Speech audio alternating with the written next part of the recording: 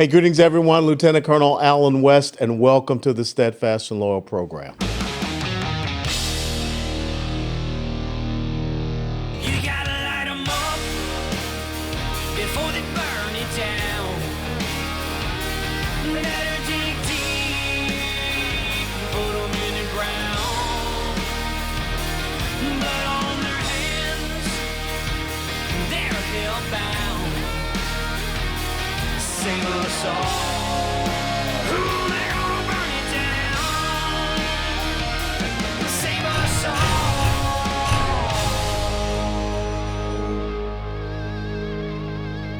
before they burn it down.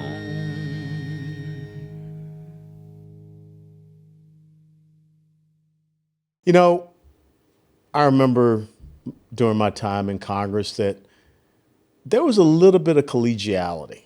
I mean, we disagreed on some issues, what have you. And I remember having to stand up against Debbie Wasserman Schultz, who decided to attack me personally on the floor of the United States House of Representatives. You know, their old colonel just ain't taking that.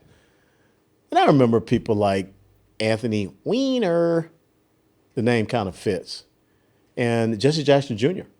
And how interesting how, you know, they were very vocal individuals, but the pride went before the fall. But the thing was that there were people that were there called Blue Dog Democrats, conservative Democrats. And I think the last one of those, Henry Cuellar, I mean, the left has finally decided they'll take the rug from under him. We know that he's up for under charges.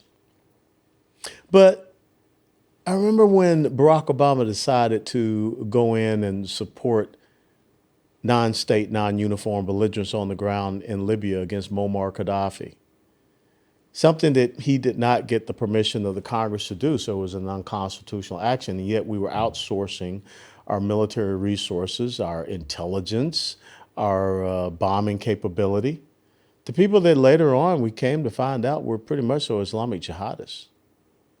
And who would have thought that Lieutenant Colonel retired Alan West, freshman member of the United States House of Representatives, strong constitutional conservative, would join with Dennis Kucinich of Ohio on the issue of what was going on in Libya.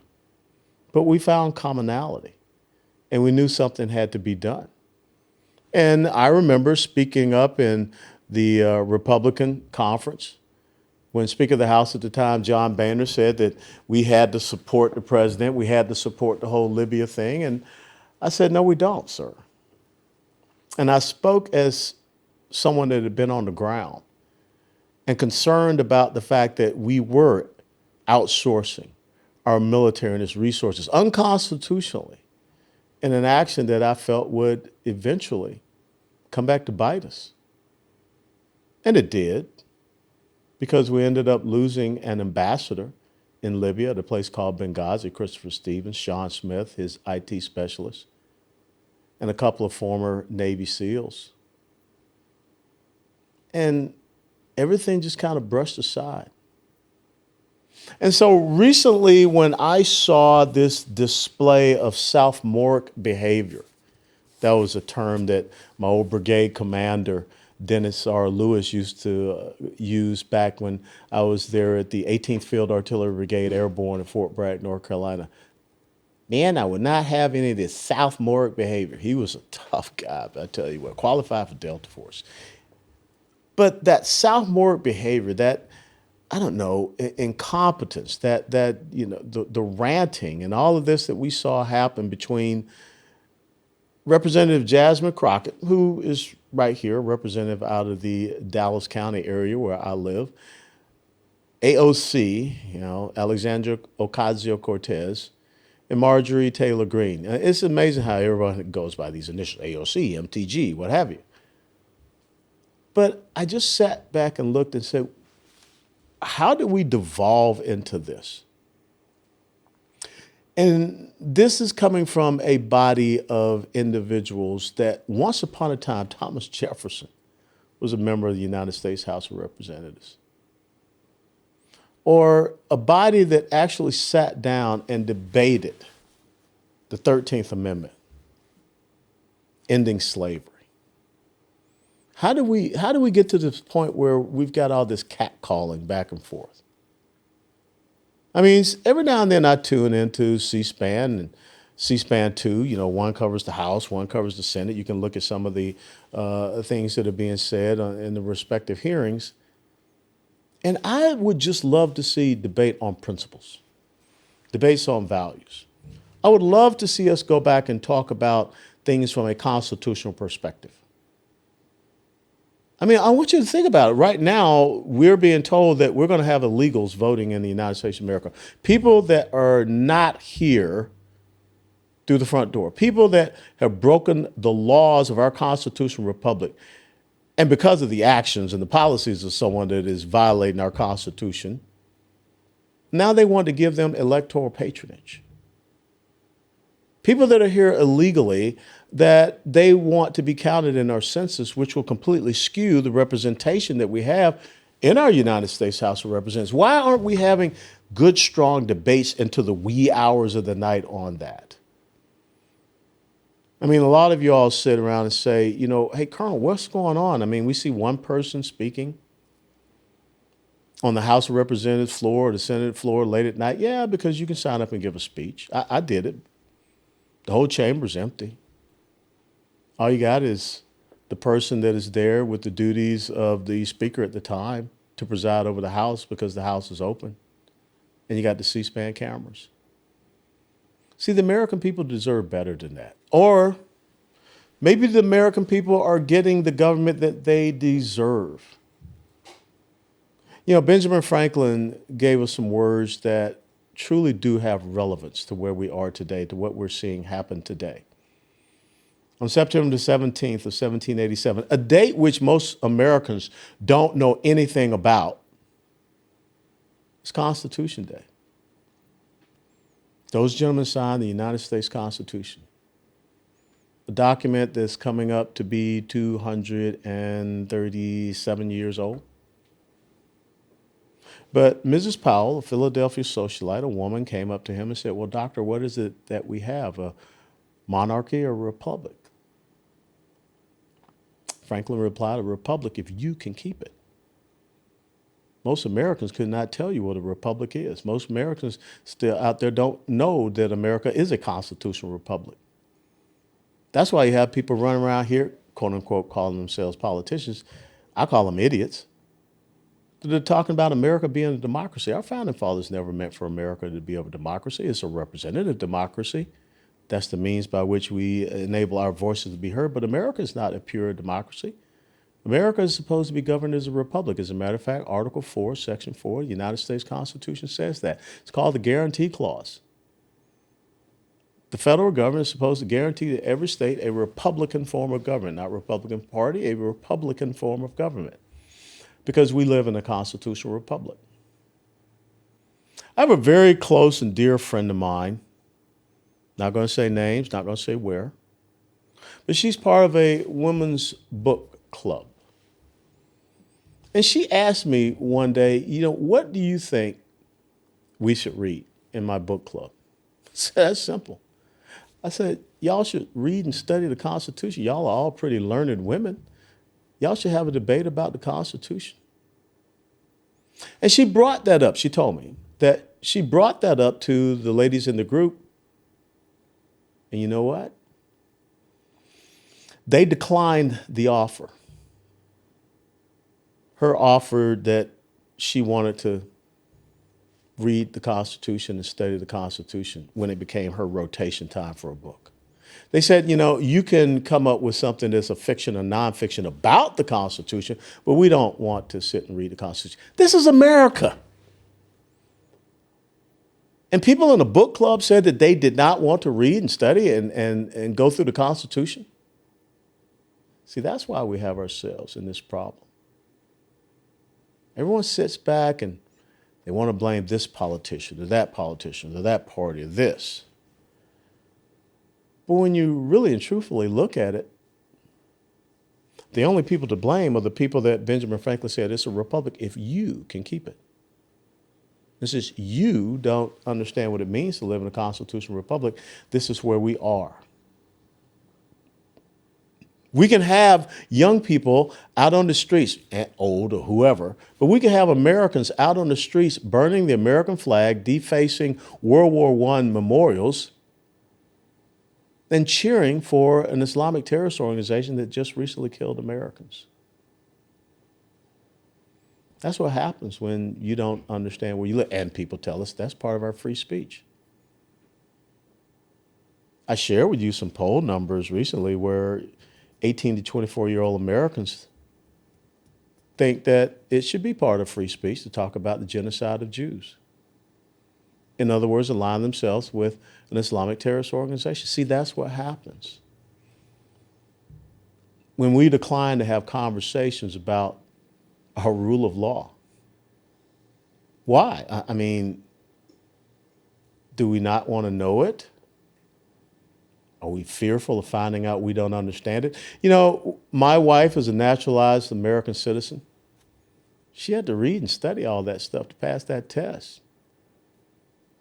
Many people that come here as legal immigrants, they have to read and study. They know more about the structure of our governance than most Americans do. And that's why when they raise their right hand and they take that oath to the Constitution of the United States of America, they become American citizens, many of them have tears in their eyes because they came from places of tyranny, not of governance, but of rule. They came from places where they did not have individual rights, freedoms, and liberties. But yet here we are in the United States of America, and we have these things, and many of us don't even want to speak on it.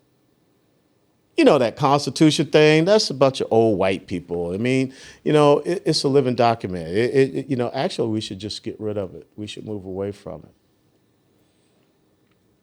A nation that doesn't have a foundation, it's not going to be a nation for very long. But that's what some people want. So when we look at what happened there at the United States House of Representatives and the banter back and forth, it's a reflection on us.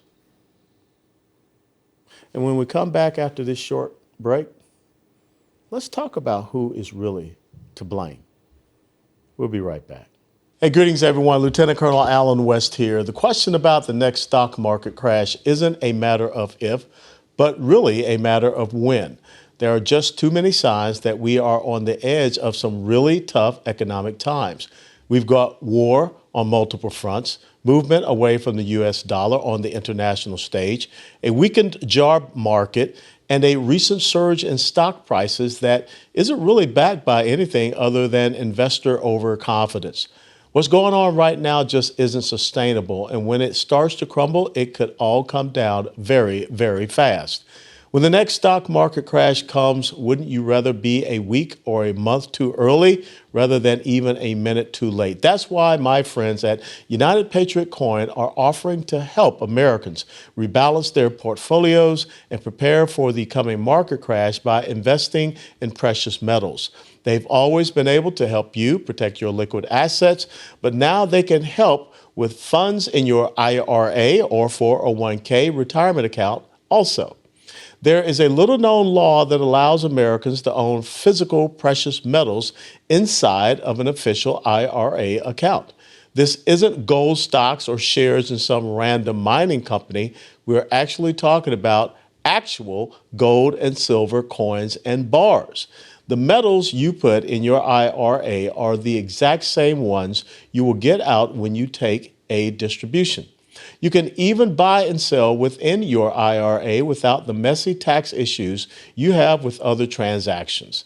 The experts at United Patriot Coin can help you through the entire process, from opening and funding the account to selecting the best metals to put into it. Visit UnitedPatriotCoin.com, that's UnitedPatriotCoin.com, or call their office right here in the state of Texas at 844-202-7834. As a special bonus, tell them that Alan West, the old colonel, sent you, and they will cover your setup fees on qualifying accounts. God bless you all. Steadfast and loyal. Hey, folks, welcome back to the Steadfast and Loyal program. We were talking about this example that we saw with Representative Jasmine Crockett from right here in Dallas County, Representative Alejandra Ocasio-Cortez, they're from New York City, and Marjorie Taylor Greene of Georgia. The real imbecilic, idiotic, sophomoric behavior, that bantering and exchange back and forth. How did we get to this point? Well, in the first little segment of this monologue, we talked about how we don't want to know about our foundations. We don't know about our foundations. We now have people that are supposed to be elected representatives of the United States of America, people that supposedly took an oath to support and defend the Constitution of the United States of America, and they're sitting around disavowing it, dismissing it, violating it. To the tune where now the new debate is, why not have illegals voting? You know, people that just said, I don't care about your country. I don't care about your rules. I don't care about your laws. I'm going to storm across your border and boundary. And I expect you to compensate me, to pay for me. Give me a debit card. You know, I was recently listening to Stuart Varney on Fox Business when I was driving.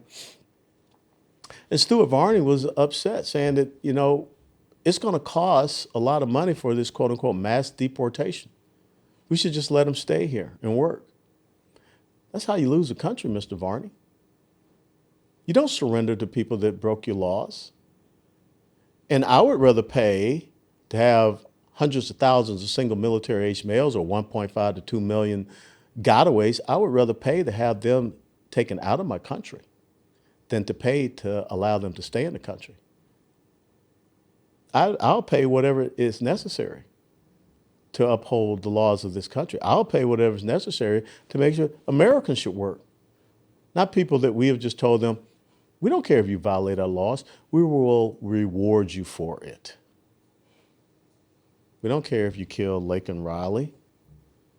We don't care if you come across our border and you try to get in a truck and drive through the Marine Corps base at Quantico to commit a terrorist action. 2 Jordanian illegal immigrants. Who supported them? Who enabled them to be here? How did they get here? So no, I think that it is time that we start looking at upholding our laws. And if we as a people start to get to the point where we don't believe that anything is worth the fight, to include our own country, our own borders, our own security, our own safety, then guess what happened to Rome? When they decided, you know what? Let's let the Visigoths and Alaric and all the people from the north, just let them come on across. Not to mention outsourcing your military to foreign lands. Not to mention devaluing your currency. All those things led to the collapse of Rome. So I want us to talk about where we are and really stop looking to politicians and all these other people, because people that are in politics aren't there of their own volition. They're there because someone gave them a vote. Someone gave them their trust and confidence. And then many times we continue to give it to them, even though we know they're not doing anything right. They're oxygen thieves. That's what drill sergeants used to, call young knuckleheads in officer candidate, training or, in basic training. I guess if you call someone an oxygen thief today, they could complain that you were being very mean to them, and you probably wouldn't be a drill sergeant very long. That's how we've come to be today. And when I look at what has happened in America, we've gotten so far away from understanding the 3 branches of government. I mean, if you want to go out there and take your own little poll test and say, and ask some of your friends what are the 3 branches of government, I think you might be surprised. And how they align in the Constitution with Article 1, legislative branch, Article 2, executive branch, Article 3, judicial branch. Do you know that in Article 1, Section 8 of the Constitution, there are 18 things? 18 enumerated powers, duties, responsibilities, whatever you want to call it, of the federal government by way of the legislative branch. The legislative branch is the most powerful branch in our government, not the executive branch. But we have gotten to a point where we are not being governed through legislation. We are being ruled by orders, mandates, decrees, edicts, things of this nature. We are getting so far away from understanding the three branches of government, the separation of powers, the checks and balances thereof. You know, everyone's Supreme Court made a law. Supreme Court's not supposed to make a law. Read Article 3 of the Constitution and show me where the Supreme Court can make a law.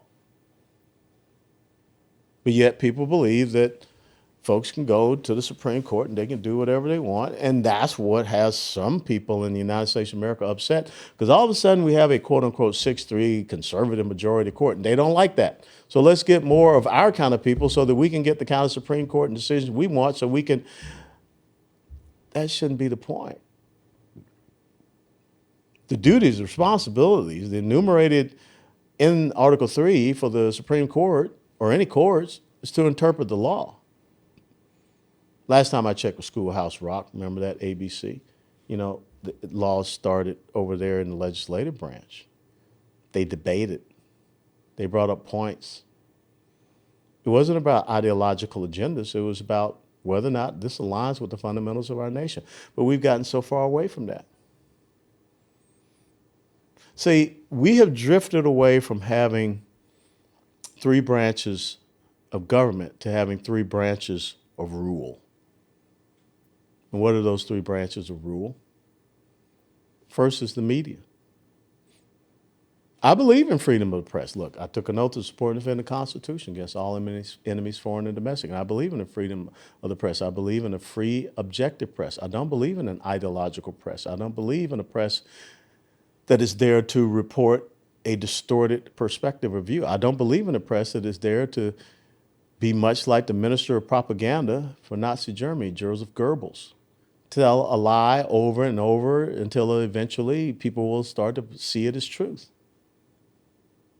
Give a great case in point. I mean, CNN, Joe Biden sitting down with the CNN reporter. He says that when I came into office, inflation was 9%.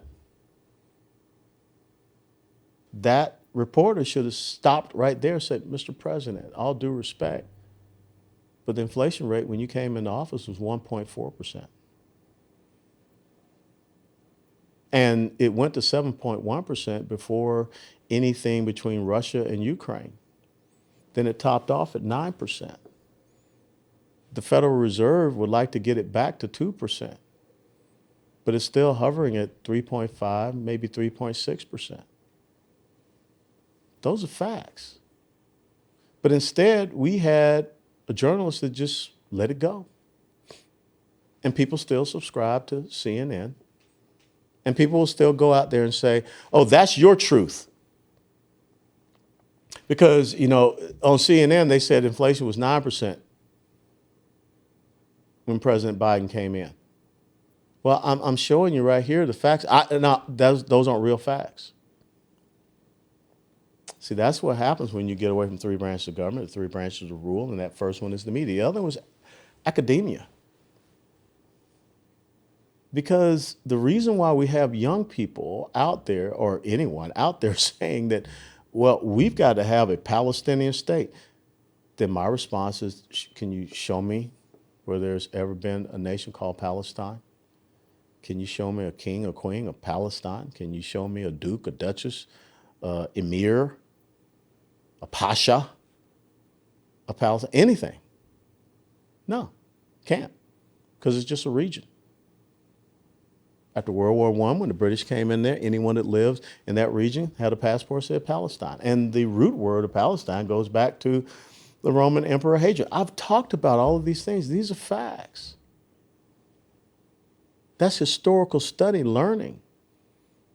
Palestine came from the word Palestinia. It was a punishment of Roman Emperor Hadrian to the Jews for the second Jewish insurrection, the Simon Bar Kokhba revolt. The root word of Palestinian is Philistia. And the ancient Philistines, who did live in the area of Gaza, they weren't Arab. They could be traced back to Crete and to Greece. But yet we have a system of academia, a system of indoctrination, not education, that is out there poisoning minds to the point where they're taking over college campuses. And they're talking about genocide of an entire race of people. In other words, they're doing exactly and supporting exactly what Adolf Hitler wanted to do. But they've been so brainwashed that they call everyone else Nazis, or they've been so brainwashed that they create a group called Antifa, which means anti-fascist, but yet they beat up people because they don't agree with what they're saying, which is the root and the nature of fascism. But that's what's happening on college and university campuses. They're booing people like Jerry Seinfeld at a commencement address. Crazy. And the last branch of rule, the courts. You don't like the law, then go to the court, get an activist judge, they overturn it. You don't think that we should have, law and order? Get some activist judges. They just release criminals back on the street. And I could continue. I could go on. Look at our churches and our pastors that aren't speaking up and saying things. The entertainment industry, how they are pushing a certain agenda on us. We got to get back to understanding the fundamentals of who we are. We got to start taking an interest in this.